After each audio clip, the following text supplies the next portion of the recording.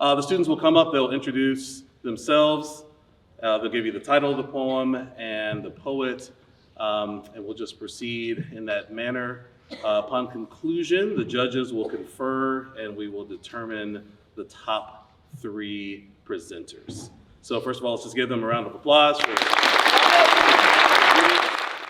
Hello, I'm Emily Beardsley, and I'm going to be doing To Be of Use by Marge Piercy. The people I love the best jump into work head first, without dallying in the shallows, and swim off with sure strokes almost out of sight. They seem to become natives of that element, the black, sleek heads of seals bouncing like half-submerged balls.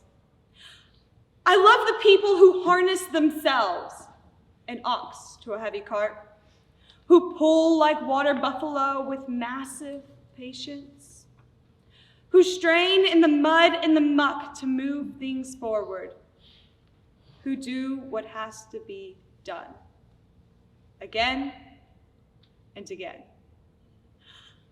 I want to be with people who submerge in the task, who go into the fields to harvest and work in a row and pass the bags along, who are not parlor generals and field deserters, but move in a common rhythm when the food must come in or the fire be put out.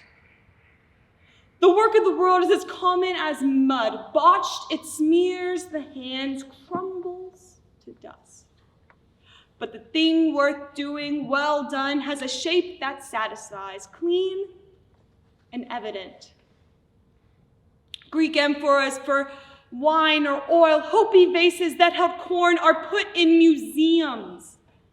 But you know they were made to be used. The pitcher cries for water to carry, and a person for work that is real.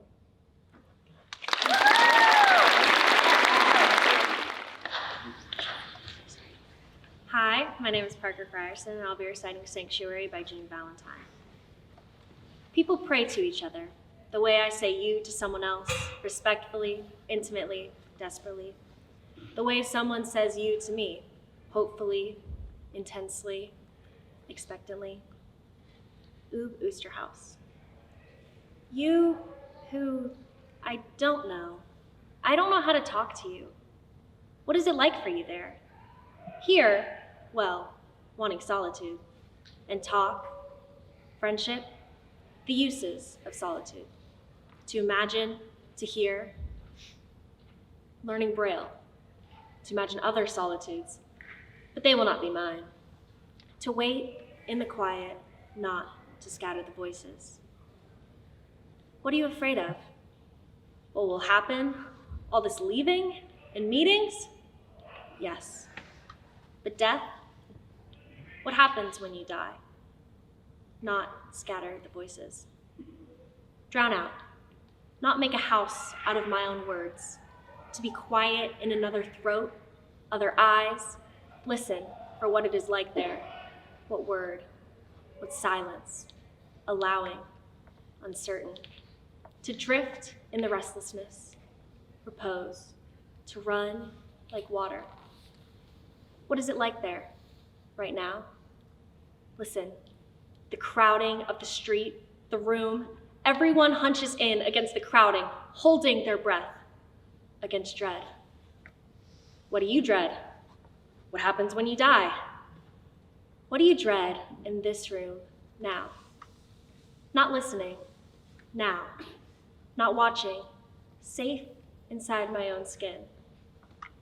To die, not having listened, not having asked, to have scattered life. Yes, I know. The thread you have to keep finding over again to follow it back to life. I know.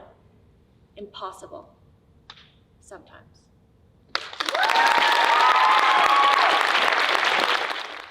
I'm Gussie Smith, and this is Memory as a Hearing Aid by Tony Hoagland. Somewhere, someone is asking a question, and I stand squinting at the classroom, trying to figure out where that voice is coming from. I might already be an old man, attempting to recall the night his hearing got misplaced. Front row center at a battle of the bands where a lot of leather-clad, second-rate musicians amped up to dinosaur proportions and test drove their equipment through our ears. Each time the drummer threw a tantrum, the guitarist whirled and sprayed us with machine gun riffs as if they wished that they could knock us quite literally dead.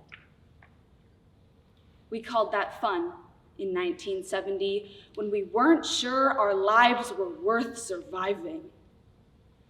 I'm here to tell you that they were. And many of us did, despite ourselves, though the road from there to here is paved with dead brain cells, parents shocked to silence, and squad cars painting the whole neighborhood the quaking tint and texture of red jelly. Friends, we should have postmarks on our foreheads to show where we have been. We should have pointed ears or polka-dotted skin to show what we were thinking when we hot-rodded over God's front lawn and death kept blinking. But here I stand, an average-looking man, staring at a room where someone blonde in braids with a beautiful belief in answers is still asking questions.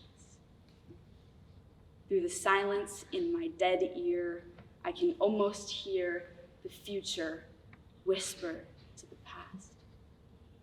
It says that this is not a test and everyone passes.